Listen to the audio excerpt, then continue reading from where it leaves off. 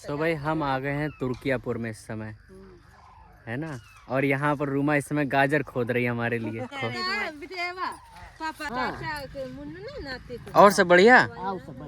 ये देखो ये मम्मी जी भी गाजर निकाल लेंगे। गाजर आप भी निकाल ले क्या? ये देखो ये रही गाजर।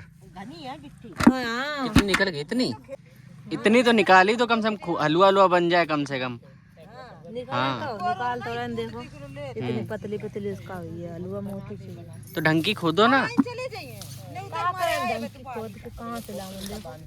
मम्मी बताओ क्या करें खोद के? पतली पतली। ठीक है, हमने तो कही थी साग भी खोद दो, लेकिन अब वो भी नहीं हो पा रहा अभी। तो बताओ कैसे किसानी करते हो यार तुम? तुम्हें यही नहीं पता कब लगाई थी गाजर? लल्ला के लिए परेशान है हम, तो कह रहे हैं 4-5 दिन और रुको, आ जाएगा। हाँ, अब मामा जी तो चाह रहे सब लोग आ जाएं एक बार में। तो भैया लल्ला के मवाने में सब लोग इंतजार कर रहे हैं बिल्कुल, कब आ जाए यहाँ पर। गाजरे सब खोद खा लेगा वो अकेले। जितनी खाएगा लल्ला गाजर, जितनी खिला पाओ वो तो खाए रहेगा। हाँ चूहे की तरह, वो बीच में नहीं सफेद सफेद रहता है, वो छोड़ देगा, बाकी सब इधर उधर खा लेगा। मेरा हाथ अभी सही नहीं हुआ इसलिए हम मोनू को भी लेकर आए हैं। ये देखो ये रहा, अंगड़ाई ले रहा दूर, और मार देंगे खेत में गिर जाओगे लुढ़क के। और निकालोगे? अरे रहने दो फालतू में, हलवे के लिए क्या फालतू में, जरा जरा से निकल लेंगे। अभी जब बढ़िया से निकलने लगे तब बना लेना हलवा अपने लिए। अपने लिए नहीं, आपके लिए बनेगा हलवा। अरे तो बनेगा तो, लेकिन वो छोटी छोटी है ना अभी। शान है, आज हलवा बना के रहेगी गाजर का। हाँ रुचि आ जाती तो शायद नहीं तोड़ना पड़ता इतना। अब वो बनाने के लिए बैठी घर पे, इसलिए हलवा जो है यहाँ से बन के रहेगा। अब अकला की छिया का पौधा देखो ये रहा। चुकंदर लगा दी क्या? ये भी रूमान लगा रखा अपने यहाँ पर। इधर बगल में लगा रखे गाजर। चुकंदर यही ले ली। गाय खाएंगी। और ये गाजर देखें कितनी निकाली, देखें। ये इंसान खाएंगे। ये इंसान खाएंगे। चलो देखो कुत्ता ले आया घर पे। सौरभ भाई कही थी, और शिवानी क्या कही थी सौरभ ने। हाँ। कही थी सर्दी खत्म हो जाए लाइए। अच्छा हाँ। अब सौरभ अभी देखेगा सौरभ, तब बताना। जी आ गई। ये जरूर ले लो है तुम, ये बहुत चल रहा है। ऐ, क्या नाम है तुम्हारा बताओ? 250 को आपने वो भोजन बनाए नहीं, वीडियो ना डालो थोड़ा। ये देखो सब लोग मिल गए हैं। देखो और बाबू सब बढ़िया। अच्छा इन्हीं का मुंडन था ना? इन्हीं का मुंडन था। क्या अच्छा इनका नाम लायक रखा है। चलो बढ़िया है। कन्हैया जी के लड़के का मुंडन था, तो अब भैया इसलिए यहाँ पर आना हुआ। और जय भीम भैया। जय भीम भैया। और सब बढ़िया? और सब बढ़िया है। हमें पता था आप यहीं मिलेंगे हमको। ठीक लायक ले बाबू। वीडियो बनवा दे। आहा आओ इधर आओ। आ रहे वीडियो बनवा के इधर दिखाओ। आहा मकर संक्रांति का एक नया रूप दे रहे हैं कि आज हम 2 चीजें इसमें जोड़ रहे हैं।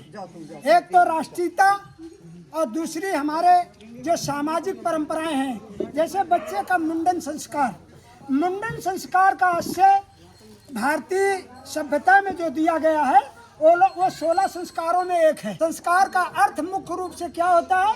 शिक्षा देना। तो हम चाहते हैं कि देश को राष्ट्रीय शिक्षा मिलनी चाहिए। और राष्ट्रीय शिक्षा क्या है कि राष्ट्र ने संविधान में ये बात कहा है कि हमारी साइंटिफिक मेथड के आधार पर हमारे देश की शिक्षा हो, तो बच्चों को जागरूकता वैज्ञानिक पद्धति से की जाए तो अच्छा होगा, देश का अच्छा लाभ मिलेगा और सब कुछ अच्छा मिलेगा। क्योंकि जो वैज्ञानिक मेथड है वो मेथड वास्तविक लक्ष्य की ओर जाता है, जबकि अन्य मेथड काल्पनिक अवस्था में जाते हैं। काल्पनिक अवस्था से हम खुद लाभान्वित नहीं हो सकते हैं, जबकि वैज्ञानिक सभ्यता से हम लाभान्वित हो सकते हैं।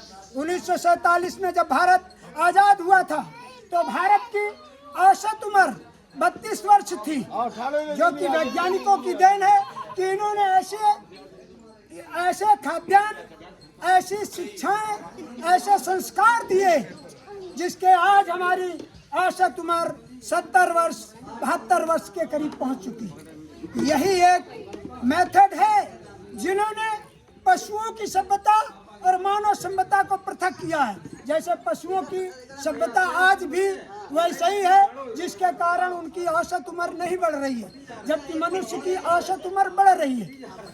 तो हमें क्या अपनाना चाहिए?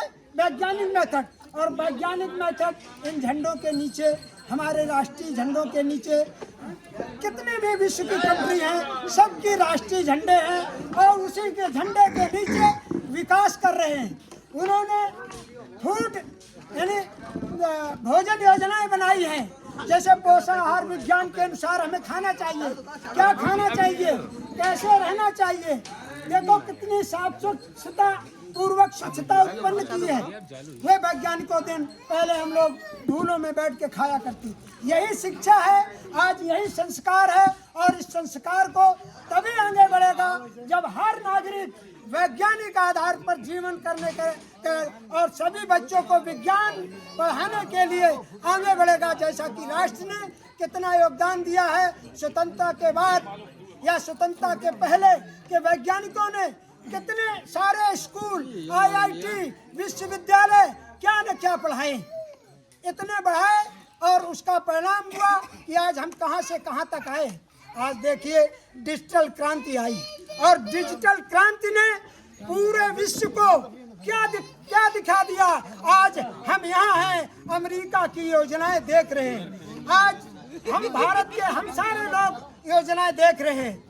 क्यों? क्योंकि ये डिजिटल क्रांति है।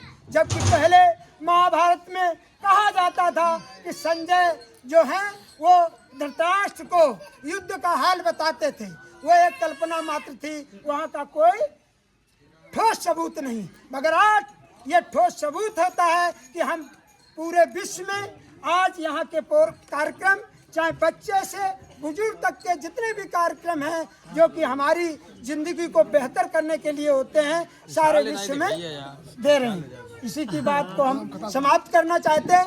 हम चाहते हैं कि हमारे बीच में मुख्य रूप से हमारे पढ़े लिखे एवं डिजिटल क्रांति को सदुपयोग करने वाले हमारे माननीय नातेदार महोदय आए और बच्चों को इस प्रकार के संस्कार देने का कष्ट करें।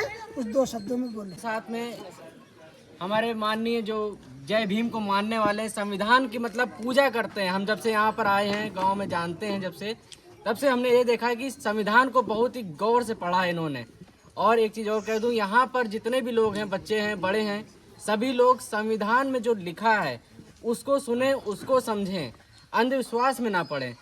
पढ़ेंगे तो आगे बढ़ेंगे। बस मेरा इतना ही मानना है। और सर्वे भवन्तु सुखिनः, सर्वे सन्तु निरामया, सर्वे भद्राणि पश्यन्तु, माँ कश्चित् दुःखभाग् भवेत्। तो मैं यही कहना चाहूँगा, अपनी बात का यही ख़त्म करता हूँ क्योंकि समय कम है। लेकिन सबके लिए एक तरह से मूल मंत्र है जिनको सबको समझना चाहिए और इसी को लेकर अपने जीवन को आगे बढ़ाना चाहिए।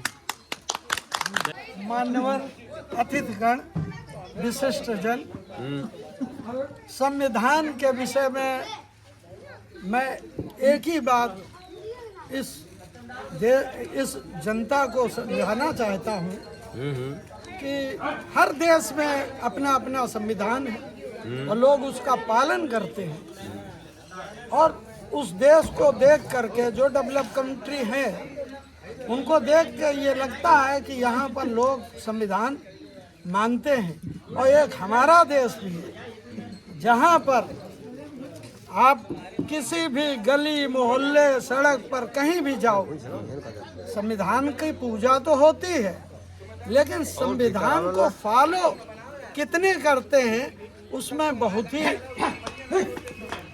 तर्क है। आप देखिए कहीं गलियों में कूड़ा पड़ा है, सड़कों पर जाम है, ये सब संविधान ना पालन करने के कारण ऐसा हो रहा है। जबकि यहाँ संविधान की पूजा होती है और जब संविधान की पूजा होती है तो उसका फॉलो भी होना चाहिए, अनुसरण होना चाहिए। सत्य कहो कि संविधान का पालन करना ही उसका पूजा करने के बराबर होता है। अगर हम पालन ही नहीं कर रहे हैं, सिर्फ पूजा कर रहे हैं, तो फिर ये अर्थहीन है। धन्यवाद।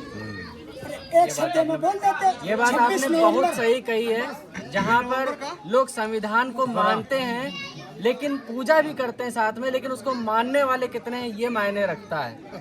तो बहुत अच्छा बोला, और जितना भी बोला बहुत दमदार बोला इन्होंने। मुंडन है तो यहाँ पर ये देखिए खाना पीना चल रहा बहुत बढ़िया से बैठ के। गाँव में हमारे यहाँ ऐसे ही होता है, शहरों में बफर सिस्टम लगता है, बट हमारे यहाँ पर सब मिल बैठ के खाते हैं गाँव में।